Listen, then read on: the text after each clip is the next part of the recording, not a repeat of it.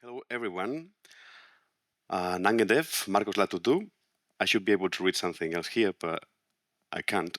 I wanted to start with these words in Wolof to highlight the diversity of the system, the human diversity, and also because, in principle, two people in this room could be possibly able to understand what I said, assuming that I pronounced it correctly. Okay, so what I said is my name is Marcos Llope, and you could see the title of my talk here, basically. So during my talk, I'll try to connect these concepts: fisheries, energy, oil and gas, and migration.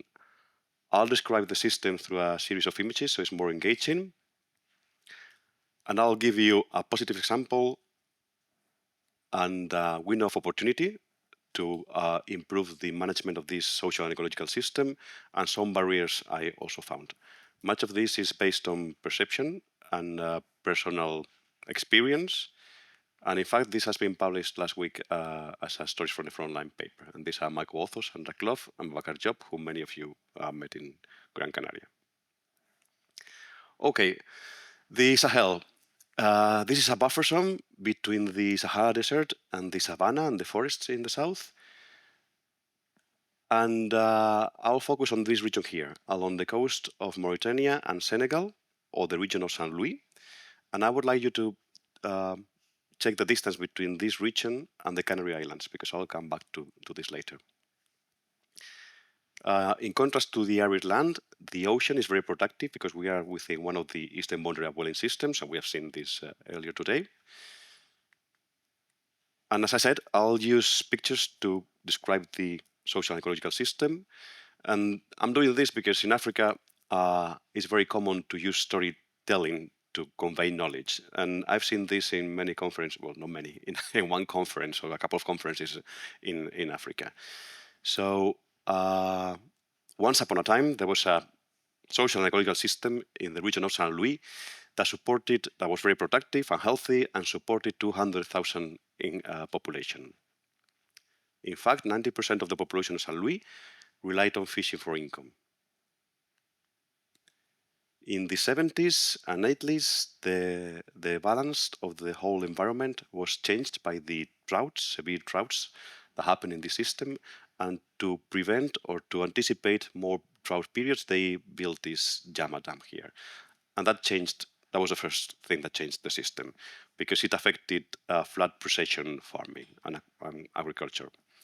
So it implied people moving from the countryside to the cities. In addition, to solve the overcapacity of the West, foreign fleets entered the system as well. And this could be regarded as unfair competition because, of course, these guys use sonar to locate the fish, while traditional or artisanal or small-scale fishers, they rely on biodiversity cues to locate the fish in what they say the vast ocean where everything looks the same. And this is a drawing of the Lebu fishermen of Mauritania. Moreover, sea level rise destroyed houses. This is a picture of Saint Louis. And those who lost their homes to coastal erosion were forced or had to move to a camp. Now this camp hosts 300 families. Salinity intrusions made agriculture not an alternative for those who couldn't go at sea to fish. And this caused or forced many of the young people to start a dangerous trip to look for a future. This is a picture, last year picture, in the Canaries, and you can see a fishing boat arriving in Tenerife, and you can see people bathing at the background and the police here. So this is happening every year, every month. Last year, 2024, the total number of people arriving to the Canaries by boat was 47,000. And for small islands like El Hierro, this is like something you cannot manage. And many of them never made it, actually. If you miss the Canaries and you follow the trade winds, it happens to you like Cristobal Columbus, and you end up in America. So this is a boat carrying 9 dead bodies found in Brazil last year as well. But that wasn't the end of the story. In 2015, a massive gas field was discovered in the same region of the coast of Saint Louis. And after a very fast development phase, they deployed these wells and pipes on the seafloor. They built this station. And this is an aerial picture of the hub. It's called the Greater Tortuga Mejim oil field. But Mamadou gave you details yesterday. The hub is visible from the coast, so you can see the city of Saint Louis and the hub. And this worsened even more the conditions of the locals because for security reasons, they established a buffer zone here, protection zone. So, well, for security reasons and to prevent fishes from damaging the pipes. So they have to go even further at sea to look for the more and more scarce fish. So this is another picture showing the artisanal boat and the hub. So you can really see it from the coast. And this is creating trouble, and we were lucky enough to attend this press conference last year in Saint Louis. And you can see the representative of the transformative, the women that process the fish complaining in front of the television. And this is the end of the story, or the description. So what now? Is this the final straw for the system? Or maybe could be an opportunity to protect marine biodiversity. And you can see here a marine mammal of Saint Louis. It's everywhere, so it's not endangered. I'll give you an example of a positive effect of the oil and gas sector. 25 years ago, an oil field was discovered off Mauritania. It wasn't very big, but profitable enough to be exploited. And Woodside Energy, the company that found it, discovered or described cold water corals in this region. Now we know that it's very big, this ecosystem, and it's called the Great Mauritanian Wall. But before that, 25 years ago, only a few, actually Spanish scientists working on discards knew that these corals existed there. So it's a positive effect of this sector. They established again a buffer zone to prevent fishermen or fishers, because there's a lot of industrial fishing in this region, from damaging the pipes and the infrastructures and everything. And 10 years later, an ROV, a German one, could record the recovery of water corals, Llope and Madrepora. So this displaced trawling, and as a consequence, corals grew again. So could this be an opportunity now that we have the GTA, the Greater Tortuga Mejim gas discovery here, to protect biodiversity? And there is another one coming in soon, the Viral gas field. So this is not the end of the story. So let's talk a bit about geopolitics. The European Union has fisheries agreements with all West African countries. It's part of the common fishery policy, and we call them Sustainable Fisheries Partnership Agreements, or FSPAs. The individual countries have agreements bilaterally with other countries, Russia, Turkey, China. But since I'm European and Spain is one of the main countries fishing in the region, I'm going to focus on these agreements. But it's not the only driver, of course, to this situation. You can see here that in total it amounts to more than 100 million euros, so it's a lot of money. It's not 1 year, it's along 2, 3, 4 years, but it's quite some investment in the region. At the same time, Europe has this agency, Frontex, to protect the European borders, because the Canary Islands belong to Spain, so it is Europe, and once you are in the Canaries, you are in Schengen. And this involves the deployment of ships, helicopters, craft, everything in the region. And I've come across many Spanish police in Dakar, so I can tell you they are there. So the question is, are these two policies aligned, or are we, having a trouble here with these investments? So on the one hand, we have the SFPAs that is not the only cause, but it's supposed to cause unemployment, and in the end that increases migration, and this is creating a lot of turmoil in Spain and also in Europe, because the politics are drifting from center or right to the far right, and they are requesting more investment or more protection of the European fortress and cuts in the international cooperation. So this is creating a political change. At the same time, we are to prevent or to counteract this effect, we are investing in Frontex, and we are, or they, it's like a willing to invest more in Frontex. So the thing is that are we creating, are we fueling a vicious loop here? So maybe we need to take a step backwards and try to apply social and ecological systems thinking to this case study. And that's what we did in Ocean Atlantic. You can see here a picture 2 years ago, I think it was, Mamadou and myself interviewing a loon who was an artisanal fisher in Gandiol. And I came across this concept that I like a lot, is post-normal science, and it says when facts are uncertain and stakes are high, decisions are urgent. This probably traditional scientific approach is not appropriate in this case. And this could be applied to climate change as well, or to this case study. And that's what we tried to do. So we joined the Joint Scientific Committee of the SFFP between Senegal, the Gambia, and the EU. It was a tripartite meeting. It's only scientists, so it's not. We don't have an idea of what is the money involved or anything. It's a scientific advice. Actually, this is the European team, and we managed for the first time to include a recommendation to the European Commission to develop an ecosystem overview for the region, using the results that we had from Eastern Atlantic, because we have the main figure of the ecosystem overview. This is just an idea, because that's what we are doing in Europe, and this is funded by the Common Fisheries Policy.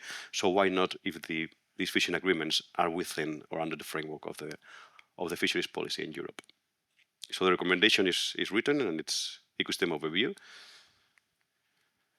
And as I said, because ICES provides the ecosystem overviews as a recurrent advice on ecosystem advice, basically, and we have one per ICES ecoregion. There is nothing in West Africa or nothing in the Mediterranean at the moment, but if you look, there is one in the Central Arctic Ocean. So why not?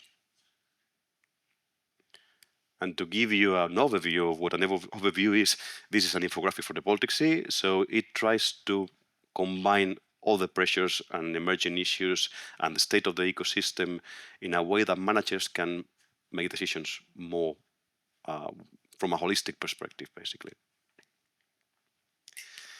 Opportunities. We know that now they are thinking of the new generation of fishing agreements between the EU and third countries. At the same time, ICES is discussing the next generation of ecosystem overviews, and this picture is from this year.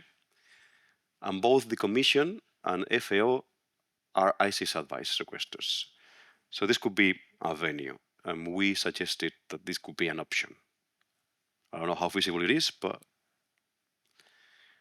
also we used science diplomacy, like Spanish cooperation, to invite scientists from West Africa. This is Puyan Bengue from Mauritania and Babacar Balde from Senegal, and we had a meeting in Spain last year. We also carried out interviews to explain the results and to ask if such a thing could be of interest. So this is a picture of a meeting as well last year at the Ministry of Fisheries and Maritime Economy. And this is an interview with the director of the Oceanographic Institute in Dakar. Also, we talked to local, not stakeholders, but fishers. And this is the president of the trade union of the artisanal fishermen or something from Gandiol, Mustafarian. Okay, so barriers so that could be the opportunity, the window of opportunity, because at the moment we have one. And the barriers that in my opinion, we are facing is inertia. at these three levels. At the Joint Scientific Committee, we like doing business as usual and talking about landings and licenses, and this is beyond our expertise or reach, and business as usual, basically. The European Commission seems as well reluctant to take in this idea, and even at my institute, they like to do business as usual. So this is we're not interested. I'm aware there is complexity in the governance, but we described a possible venue. So we should do it through SICAF, which is the Fishery Committee for the Eastern Central Atlantic. It's supported by FAO. That's why I said that FAO and the European Commission are both advice requesters to ICES. So that could be an option. So present the results and the idea to SECAF, and if SECAF is interested, they can request an ecosystem overview, for instance. And of course, we have also the complexity of individual countries that want to negotiate one by one rather than in common. So there are barriers, but local willingness remains strong. So non à la pollution, oui à l'écologie, and this is the end. Thank you.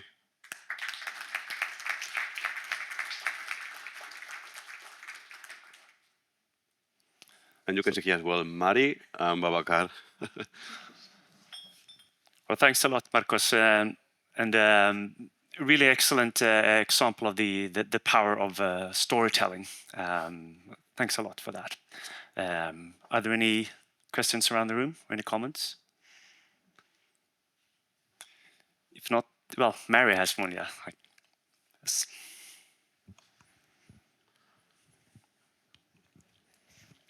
Thank you, Marcos. Great story. Really nice presentation, also with photos, etc. My question is regarding what do you expect from SICAF in this case? Do you have any sort of expectation?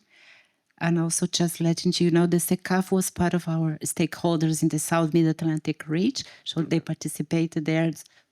They know something about Mission Atlantic. Maybe there is also some connection there. Mm-hmm. I've never been involved in SICAF, so I don't know how it works, but there is an organigram in the web, so, and it's similar to the other organizations that I'm more familiar with.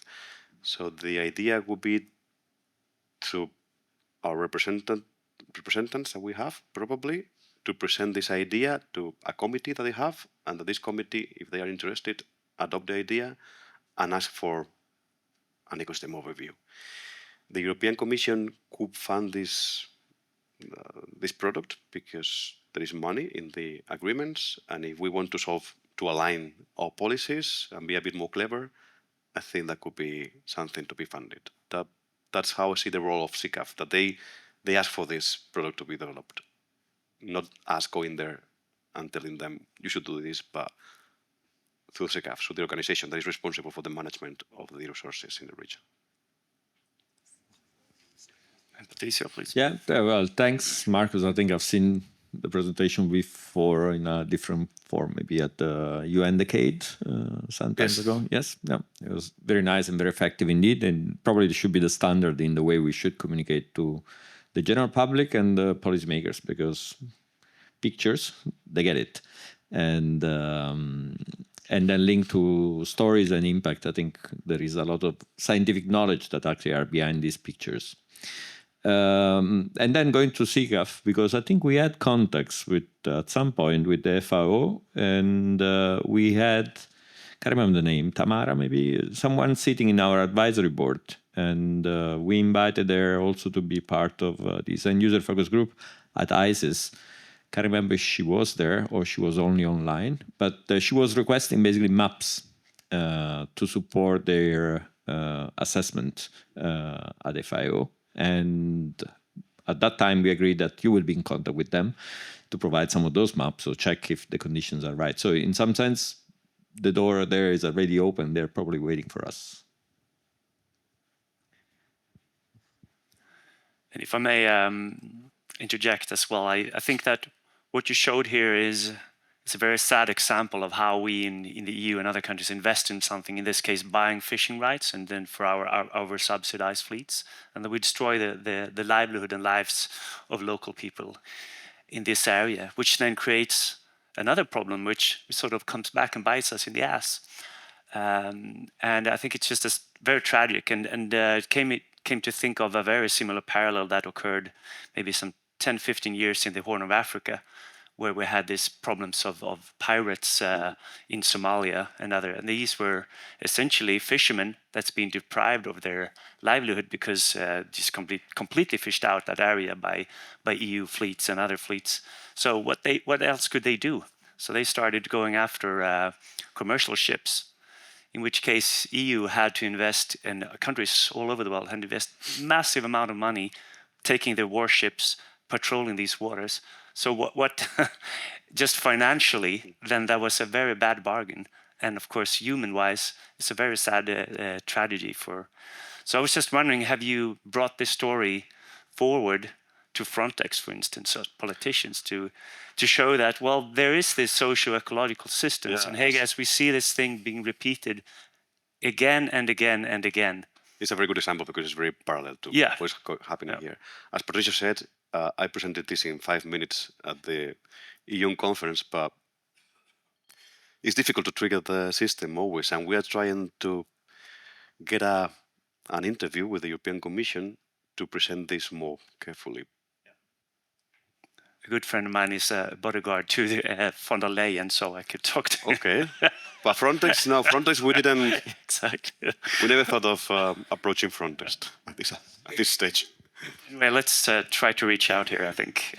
No, but I think the front, maybe you need to target different